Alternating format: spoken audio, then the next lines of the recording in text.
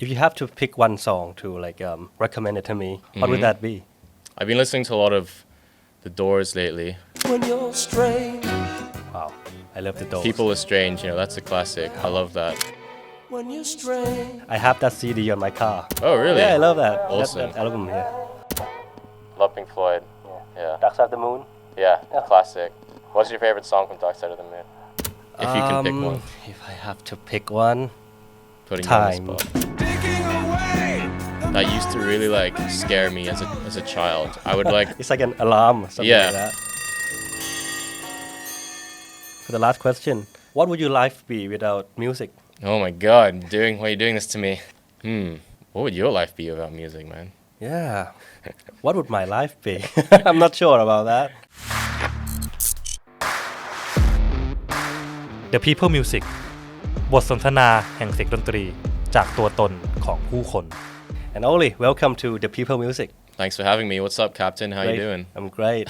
How was Thailand? It's great, yeah. Arrived a few hours ago today. Oh, really? But straight to business, Yeah. And yeah, excited to play a show tonight and see some friends who I haven't seen in a while. Yeah, I thought you arrived a couple of days ago. Right. You just arrived today, right? Yeah, go to work. Okay. How Hong Kong... Okay, this is a show called The People Music. We mostly discuss about the inspiration behind your song and also the kind of a record that really changed your life. Sure, let's do it. If you have to look back to your your childhood, when you grow up, what kinds of music you listen to? Yeah, I was raised on... It's interesting thinking about the different influences I had from my mom's side and my dad's side. My dad was, into classic rock, The Clash, Led Zepp, Pink Floyd, The Doors. He loved The Doors. Oh. And then my mom liked disco, so she liked a lot of Earth, Wind and Fire, the Bee Gees, the Pet Shop Boys. So that's where I like to think where my falsetto singing can come from, because I was around a lot of Pet Shop Boys and Earth, Wind and Fire. So that's kind of, formed the music I write. It's a bit of, there's blues and classic rock influences, but it's a bit more like indie surf rock. But then there's always a bit of funk that finds its way into it, because I guess that was playing when I was a kid as well. So a mixture of stuff, but I do still listen to a lot of old music. Yeah. If you have to pick one record that really changed your life, what would that be? It's a good question. I would say a record that, changed my life, where I listened to it in and out, was the Bob Dylan record, Nashville Skyline. Yeah, just thinking about it. Iconic artwork, first of all, and I think he just makes himself really vulnerable on that, and he was also swaying away from folk there, and there's a lot of other interesting sounds in there, but I think a lot of those songs really touched me, and you just learn about him and his life and life experiences, and it kind of just made me realize that when you put so much heart and soul into a song, it can you can listen to it countless times. So that's one of the albums that I have saved on my phone. When I'm on the airplane, I'll listen to that all the way through. And yeah, I think Bob Dylan, great songwriter, and a lot of inspo from that. You're a fan of old music? Yeah. Why is that? I'm an old head, man. Some of the modern music is hard for me to vibe with, Nothing against it, but I can't really listen to mumble rap. I don't know. Totally understandable. I think back to the times like the 70s and stuff, and imagine what it would be like to grow up in that time, go to shows in that time. Just hearing, I love reading about that stuff online, about the experience of going to those shows and seeing those guys play. So yeah, it's just a simpler time, less technology, less devices. Yeah, I don't know. I love old music. Okay. If you have to pick one song to recommend it to me right now, what would that be? Like an old song? Yeah, maybe the new one, but I think you would recommend me the old one. I've been listening to a lot of The Doors lately. Wow, I love The Doors. People are Strange, that's a classic. I love that. I have that CD on my car. Oh, really? Yeah, I love that. Awesome. That album, yeah. Yeah, they're just the four-piece. They all add something so special, I think. So that's cool. Yeah, personally, I like Pink Floyd. Do you like that? Love Pink Floyd. Yeah, that was played on repeat when I was visiting my dad when I was a kid. Yeah. Dark Side of the Moon. Yeah, classic. Right. What's your favorite song from Dark Side of the Moon? If you can pick one. If I have to pick one, Putting you on the Time. spot. Time? Yeah. but I have to pick Pink Floyd album. I would go for like Animals. Okay. I like that. Yeah. It's funny, the song Time, that used to really like scare me as a child. I would like It's like an alarm or something like yeah, that. I would kind of like want my dad to skip it, the intro, but then as I got older, I really appreciated it. I'm like, could see what these guys are trying to do and Yeah. like how that must have changed music at the time. Yeah. Also the marching drum in the opening sequence. True. I really love that. Yeah. All right. Let's talk about your life. How does the idea of being a musician come to your mind? The idea of it, well, I guess I was around music a lot as a kid. Like my dad's side of the family, when I would go to visit them in England, I was always around music. And yeah, I was in a band when I was like 15 called Chocolate Milk. Super random Nice name. Yeah.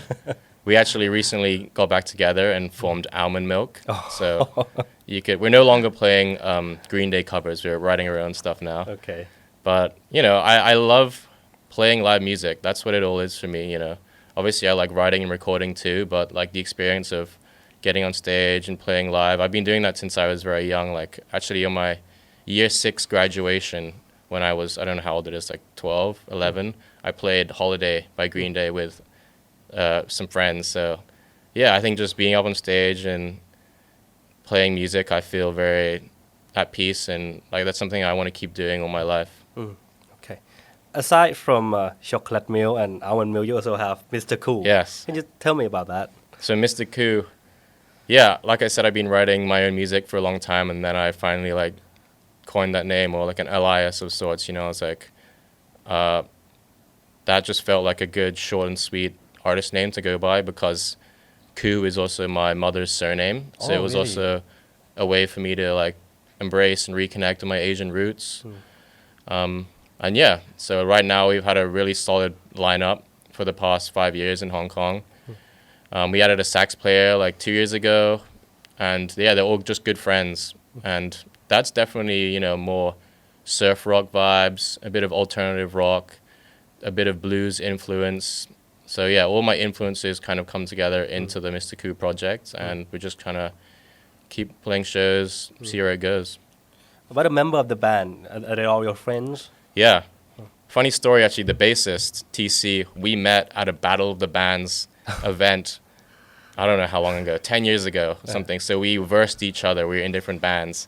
And then eventually when I was putting together a Mr. Koo Hong Kong lineup, I called him up, and then he's part of the band. So he's on bass. The keyboard player is another old friend, Andy. And then the drummer, Kevin, I met him at a jam night many years ago. And then the sax player, also, funny story, we were doing a small live rehearsal performance at this coffee bar in Hong Kong, and then he got invited and he arrived. He thought it was a jam session. So he gets out his sax, starts playing and soloing over our set, and we're kind of like, who is this guy? Like, who does he think he is? But we didn't tell him until the end of the set, and we just all laughed about it and had a beer after, and then since then on, we're like, just come jam with us and join us, and That's yeah, he's a great addition. How was his playing? Saxophone? It's good. Yeah, he's got a great ear. Yeah. He's like classically trained, so for him, I think it's an enjoyable experience playing over indie rock. Sometimes he whips out his electronic sax as well to get a little bit more spacey. But yeah, he's great. He's a fun dude. Okay. What is the first song you write for Mr. Koo? First song I wrote, Big Wave Bay. Yeah, that came to me really naturally. When I was in America during the winter at one point, it was just like a really cold, snowy day, and I was reminiscing and thinking of Hong Kong, like the beaches, the tropical weather. I think any person from Hong Kong, when you go overseas and travel, you miss it because it's such a special place. So Big Wave Bay is a beach in Hong Kong where I used to go when I was young and hang out. I'm not much of a surfer. I'm more of a skateboarder. I find surfing, I don't have the patience, but I love Big Wave Bay, so that's where that song came from. I just wanted to write like a fun, catchy surf rock song, and that was the first song I released in the project, and we still play it to this day when we play live. So you wrote all the song for the Mr. Koo? Pretty much. Like the vocals, yeah, I write. I write the chords, but I'll always bring it to the band and we'll jam it out. And sometimes they'll have ideas as well, and I'm always open-minded to change up the structure and stuff because it's good. I like the collaborative process, but I guess, yeah, the songs are mainly about, my life experiences and come from me. Okay. But, I wouldn't be able to do it without the band. Love those guys. Yeah, it's all about collaboration. Yeah. Yeah. And we just want to have fun doing it too. Yeah. Okay. When it comes to songwriting, what kinds of topics or like a concept that you mostly touch? Love, nostalgia, home, a lot of different things. I feel like times in my life and people, all sorts of things, but always lately I think Hong Kong's such a fast city and that's like everyone's on their phone non-stop. You go on the train, the MTR, and it's like people, they're like zombies, They get off the train, they're staring at their phone. So a lot of the time, like my new song, The Real World, it's kind of about, taking a step back from devices and screens and just appreciating like the simple things around you, the nature. So lately I've kind of wanted to write more about that because I feel strongly about it and want to, reminisce about the olden times, like we said, old music, what it was like to live back then. But, we're still living in a crazy time to be alive. Yeah, that's really interesting choice of like topics you use. And aside from that, how has Hong Kong influenced you musically? I would say the jam bars have influenced me a lot, going to jam bars, staying till late and just like playing with other musicians, other guitarists and singers. That's been fun. Some of the local bands have definitely influenced me. Like my friend Yut has 2 bands called, one's Bias Gut and one's Science Noodles, and I love always hearing what they do and how lo-fi they are. There's a lot of lo-fi indie bands in Hong Kong, which is cool.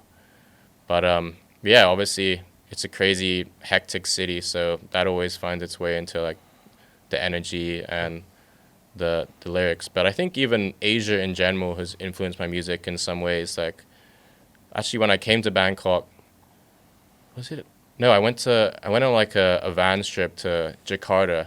Jakarta. And I saw this band called Ali. One of my friends, Absar, is a guitarist, and that was like really eye-opening. And I suddenly went down this rabbit hole of like learning about all this Southeast Asian funk, old and new. So that's been really refreshing and inspired me to like play my guitar in a different way, use the wah-wah pedal more. Yeah, so Asia and Asia Pacific, Southeast Asia in general is like a lot of good inspo. Yeah. Yeah, it's not just like Krang Bin playing that Thai rock anymore. Obviously they're great, but they're from Texas, so I want to. Like it? Yeah, I like it, but I like listening to the actual like Southeast Asian bands play that. Yeah. There's so many other like lesser known bands out there that are doing awesome stuff as well. Let's talk more about The Real World. I want you to elaborate more about how your surrounding inspired you to write the song. Right. Yeah, I guess like I was saying, when you're commuting around Hong Kong and traveling, you got these. Actually, my little brother calls it phone freaks because they're just like zombies on their phones. Like mindless, just like on your device, looking at your screen. So I kind of just wanted to, like, I do the same. Everyone's like that. I'm like that sometimes too, but I just wanted to write a song about taking a break from that, looking at the sunshine, getting outside, getting in nature, and not being on your devices so much. And it's hard because 2024, it's like it's the biggest digital era. Yeah, I think it was just like a laid back, relaxing, chill song that expressed that there's more to life than just like your devices, I guess. Yeah. And also glamorizing a little bit what it would have been like to live in the 70s and grow up at that point. I would love to experience what that could have been like. It's really hard, especially during our times when we have to like be on the phone all the time. But we gotta try to appreciate things around us more. True. Aside from the phone. Yeah.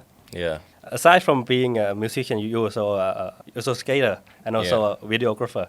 True. Can you tell me about that? Sure. I've been skating all my life. And that's probably what got me into videography as a teenager, filming skate videos.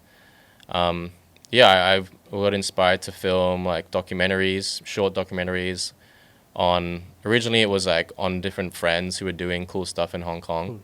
So I started an online video magazine called Likewise a few years ago with my partner, and we just kind of grew it, capturing interesting things happening around us, people, street culture, skating, artists, the music scene. I think there wasn't that many live sessions in Hong Kong a few years ago, that we knew of, so we wanted to like capture some of our friends' bands, and just eventually it's evolved into doing some skate events, but honestly giving back to the community and doing stuff for the community and the culture in Hong Kong, and hopefully we can grow up to do more around Asia. I think there was a lot of cool things happening around us in our friend circles, so we wanted to film videos about it, and I've always enjoyed filming documentaries and learning people's stories, but I think there were stories that we wanted to show in a different way, like more authentic way, and also I wanted to like showcase skateboarding to a wider audience, so we're trying to do interesting skate events, maybe utilizing Asian culture or traditional culture into the skate obstacles, and just doing it for the culture and the community, but basically just showcasing things that we're interested in and what we think is cool that other people should know about. We're doing a few more events now. We're actually organizing an event in December at a really old venue. It's called the Aberdeen Warehouse. There used to be a lot of punk shows there in 2000 to 2004, and then since then it didn't really have that much going on. It's like an old youth hostel, so they're trying to revamp it, so we chose that as a nice venue to do an indie rock show. During these days, what is the hardest part of being an artist? I would say it's different these days, where you've got to like be a TikTok person, like that's not for everyone, and it's hard to focus on your art and your creativity when that's self-promotion is such a big part of it. Like Mr Koo, we don't have a manager. I'm kind of just running it myself and organizing shows and stuff through whatever connections I have. But that's just the reality of today. To be like an artist, you've got to self-promote, which is strange sometimes, but that's probably the hardest thing. But I think the art and the music always is the priority and the most important thing. Okay. For the last question, what would your life be without music? Oh my God, why are you doing this to me? What would my life be without music? Like, I guess I would just go heavy into skateboarding and skateboarding videos and other stuff. But what would your life be without music, man? Yeah. What would my life be? I'm not sure about that. It would be really boring, I think. Yeah. And, I don't know. I listen to music every day, just like everyone, and I think life would be really, I think it would be hard for me to like express myself and my feelings. Like I find it easier to express like life experiences or emotions through music. It's a nice like diary of sorts or outlet for sure. So that would be, when you're feeling down, like strumming on a guitar is like very therapeutic. So I would miss that. All right. Thank you, Ollie, for being Cool. here today. No worries. Thank you for having me. Yeah. Captain. Yeah. Where did you get that name from? Yeah, gotta ask my dad for that. Okay. Cool, man. Yeah, cool.